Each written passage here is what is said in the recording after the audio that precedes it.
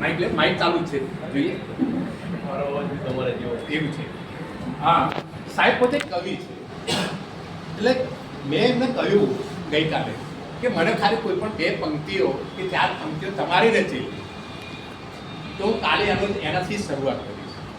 પછી અત્યારે મેં ઓફિસમાં બેઠા હતા એટલે મને એવું લાગ્યું કે હું શરૂઆત કરું એના કરતાં રચયિતા પોતે શરૂઆત કરે તો કેવી મજા આવે આપણને. સાચું ને સાહેબ? તમારી 2 પંક્તિ પહેલાં જણાવજો અને પછી શા માટે રચવી પડી, જો સાથે હું પ્રશ્નથી આપી દઉં છું કેમ, અથવા એના વિશે 5-10 મિનિટ તમારે જે કહેવું હોય કે પછી મારે કાંઈ પ્રશ્નો હશે તો હું કહીશ. Please sir. ખરેખર આમ તો આપ સૌને વંદન. જીવનની વાસ્તવિકતા તો એ છે કે લેખક, કવિ, ગીતકાર, ગાયક આ કોઈ એમણામ નથી બનતા. કોઈકને ક્યાંક ને ક્યાંક જખમો વાગ્યા છે.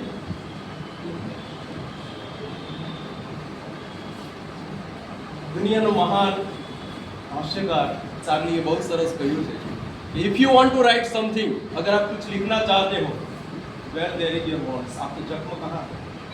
એટલે ત્યારે એવું ના માની લેવું કે ખુશીથી લખ્યું છે, આનંદથી લખ્યું છે. જેને જમાનાએ બહુ જખમા આપ્યા, જેને એની નજીકના કે દૂરનાએ બહુ ખરેખર છે સુવાળા પુષ્પો કરતા કંઠક વધારે આપ્યા, એ ખરેખર છે કલમને કંઈક અલગ રીતે લખતા શીખી જતો હોય છે અથવા તો લખવાની તૈયારી કરતા હોય. આમ તો મારી જીવનશૈલી આમ તો કાવ્યની જેમ અલગ જ છે, કારણ કે આપે મને બહુ નજીકથી જોયો નથી એટલે ખ્યાલ નહીં હોય. કારણ કે મારો પહેરવેશ પણ ખરેખર જે બુટકટ છે, મારા પોકેટ પણ સીધા છે, અને આખી કચેરીમાં મને કદાચ ડીએચ અમીર અથવા ખામોશની કોઈ ના હોય તો એમ જ કહે કે આખા ગુજરાતની અંદર એક જ અધિકારી છે જે બૂટકટ પેન્ટ પહેરે છે સીધા પોકેટ રાખે.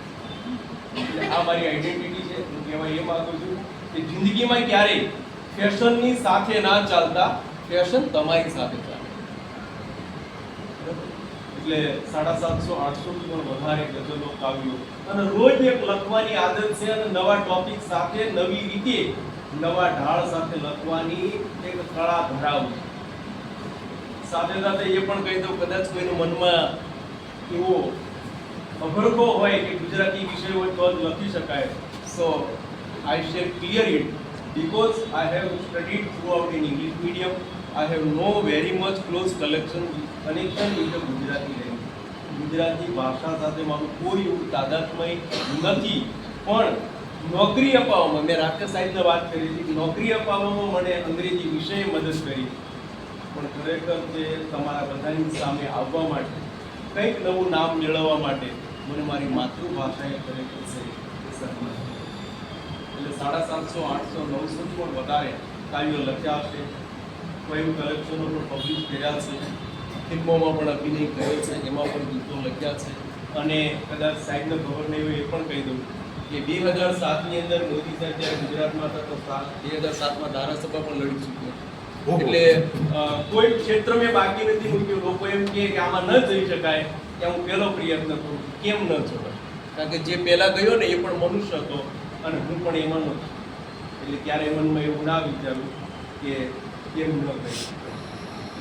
બહુ બધા કાવ્યો લખ્યા છે. એમાંના 2 કાવ્યોની પંક્તિ મેં માનનીય સાહેબ શ્રી સાથે ઘણી સંપર્કના માધ્યમથી શેર કરેલી કે ગામડાની ડોશીમાં જેના સંતાનોને જેણે ખરેખર તે પોષણ આપ્યું, કેળવણી આપી, આંગળીનું ટેરવું પકડીને ચાલતા શીખવાડ્યું, એને ખરેખર મોંની અંદર કોળજો નાખીને ખાતા શીખવાડ્યું, જેને આંખમાં આંખ નાખીને સપનાઓ જોતા શીખવાડ્યું. આ બાળકો મોટા થયા પછી આર્થિક ઉપાર્જન માટે શહેરમાં, અને ત્યાં એટલા બધા ઓતપ્રોત થઈ ગયા શહેરની ચમક ધમક અને માયાજાળમાં પોતાના જન્મ આપનારા માતા પિતાને વિરુદ્ધ.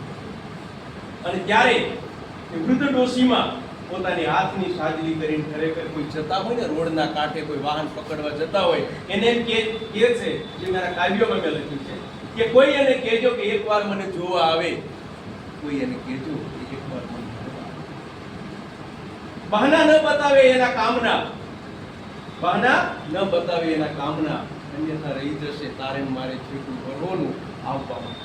એટલે માત્ર 2 જ પંક્તિઓ સારી થઈ છે, બાકી બહુ સરસ નિર્માઓ વ્યક્ત કરી છે. એ સિવાય પણ બે વાતો પણ મેં એમની સાથે કહી